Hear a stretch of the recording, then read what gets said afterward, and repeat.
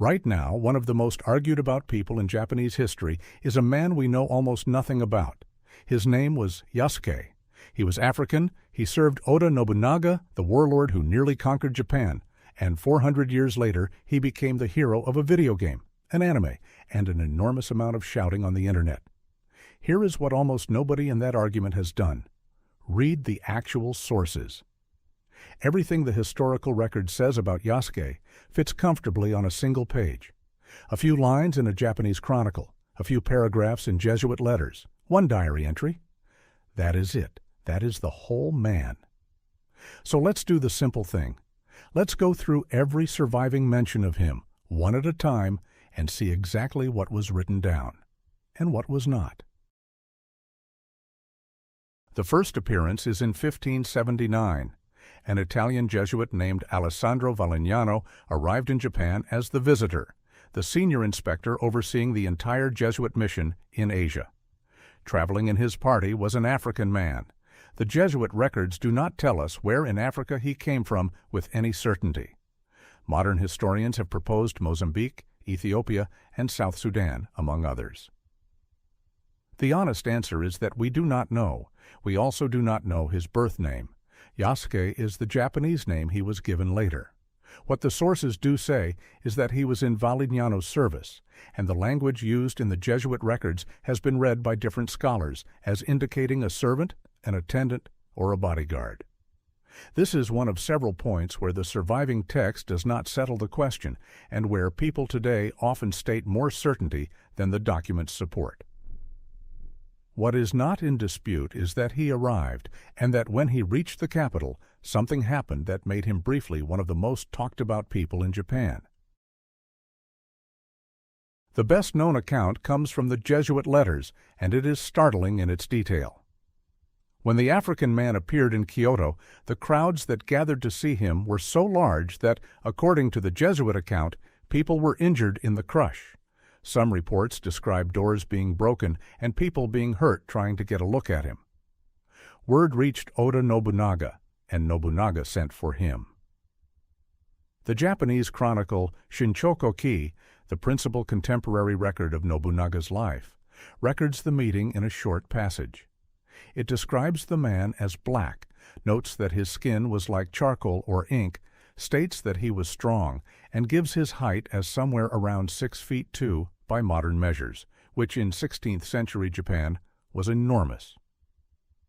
The Jesuit account adds a detail that has become famous. Nobunaga did not believe the color was real. He had the man's skin washed and scrubbed to see whether it would come off. When it did not, Nobunaga was, by the account, delighted and gave him money. It is worth sitting with how that reads. It is not a story about respect. It is a story about a powerful man confronting something he had never seen, testing it, and then deciding he wanted it near him. And that is where the record turns. Nobunaga took him into his service. He was given the name Yasuke, and according to the Shinchoko-ki, he was given a stipend, a private residence, and a short ceremonial sword. Here is where the modern argument concentrates, so let's be precise. The Japanese sources say Yasuke was retained by Nobunaga, paid, housed, and armed. A diary entry by a retainer named Matsudaira Ietada from 1582 records seeing him and describes him as being in Nobunaga's service and receiving a stipend. What the sources do not contain is a formal statement that Yasuke was granted the legal status of a samurai in the way later Edo period systems would define it. That framework, a rigid, hereditary, legally defined warrior class, was largely codified after Nobunaga's death. In Nobunaga's own lifetime, the boundaries of who counted as a warrior were considerably more fluid, and Nobunaga in particular was famous for promoting people on ability rather than birth. His most successful general, Toyotomi Hideyoshi, was born a peasant. So, was Yasuke a samurai? If you mean was he a retainer who was paid, housed, armed, and present at his lord's side in war, the sources say yes. If you mean was he formally enrolled in a legally defined hereditary. On the 21st of June, 1582, one of Nobunaga's own generals, Akechi Mitsuhide turned his army around and attacked the temple in Kyoto, where Nobunaga was staying with a small guard. Nobunaga died there.